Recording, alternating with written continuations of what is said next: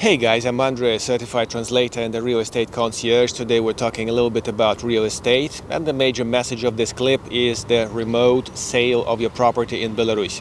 Some people move on to a different country, some people upgrade to a new property, and the question is what to do with their nice place.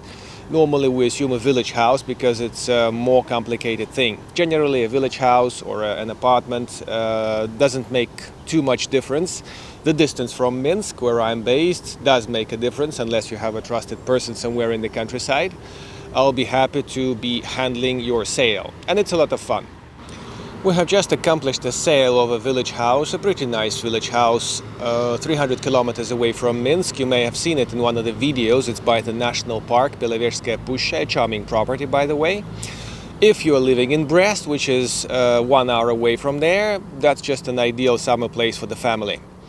Theoretically, the seller is away, so if you are away, somebody has to act on your power of attorney. So that we have achieved, and the seller left. Now, the major challenge about a remote place lies in getting there and back to see all the officials and authorities to collect the certificates. Some of the certificates a seller can gather personally. Some of the certificates have to come from agencies. So if you're going through the National Cadastral Agency to process the deal, that's one process, and if you're going through a notary, that's another process. We went through a notary, and I had to present 3 certificates, one from the village council, one from the police, and one from the tax office. The certificate from the tax office is the major headache. You can order it for a month or for 2 months. They will calculate the tax and you will pay it on the spot. Your tax for the property is another matter. It may or may not be applied depending on your situation. And this was done when I was in the province, back in Pruzhany area, and the tax certificate was valid until May 31st.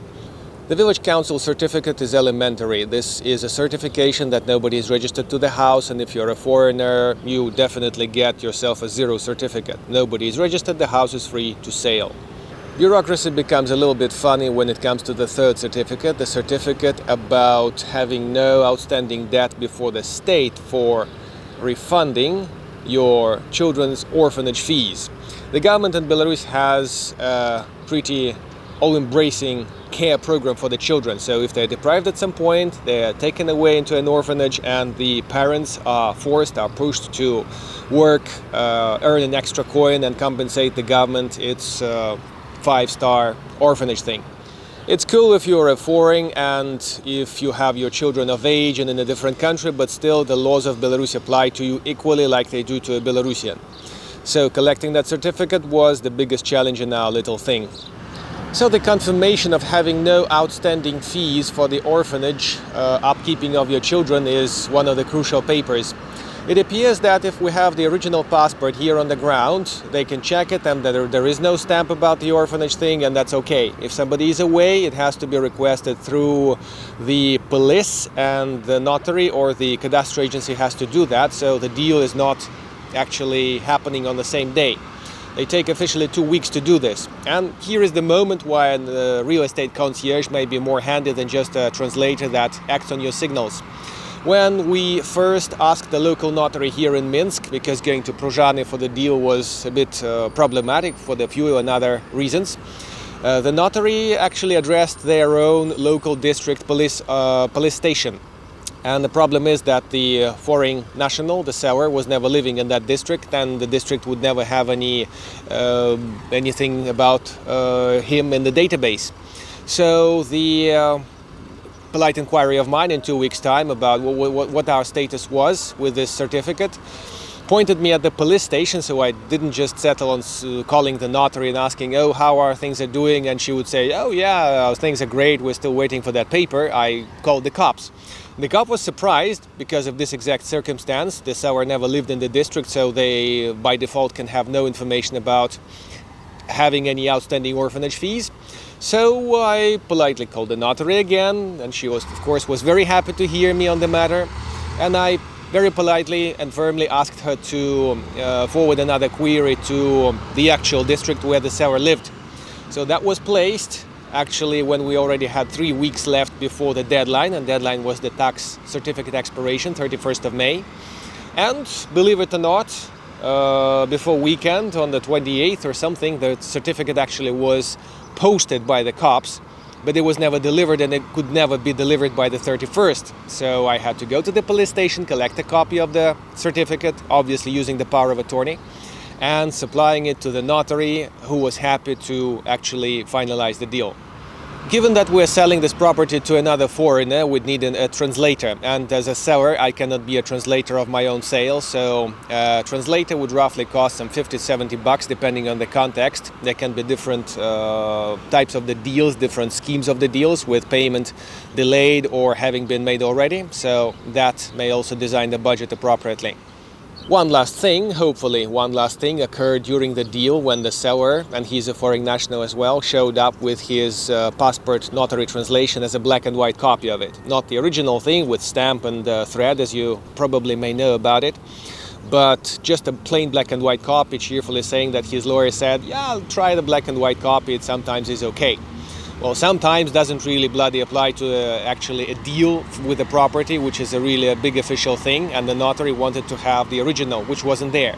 And that was last hour of the last day.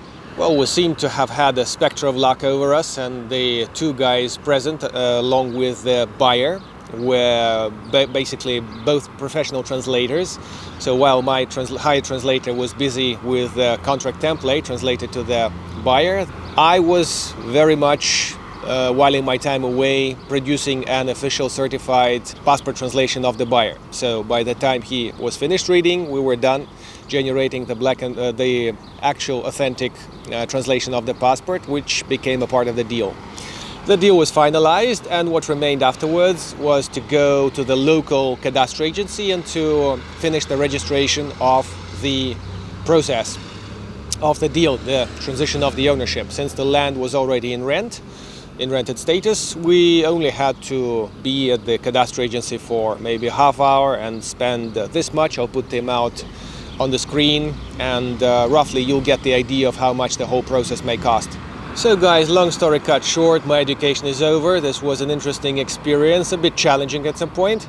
And right now I can say that I will be happy to operate officially on your behalf as a seller of your property remotely here in Belarus. You have approximate costs. The detailed calculation will depend on your specific context, on your situation. And to tackle the obvious, the payment thing doesn't have to occur here, so I don't have to walk away from the sale with, say, 10-20,000 in my hands. That doesn't have to happen, although I can basically top it to your account if that needs be. It can be designed any way you wish. Thank you very much for watching the video, guys. We'll be happy for any feedback. Press your likes, press your dislikes. There's one miserable guy pressing a dislike, so cheers to that guy as well from Minsk. The expat meetings are happening just as they're planned. One announcement is underneath the video. And by the way, if you have any information about folks selling and reselling houses for TRP in Minsk, the residencies later are cancelled or are not granted, the houses are bullshit houses, I'll be happy to collect this feedback and generate a police case against these operators, because I believe that fair operation is the key of survival in my industry.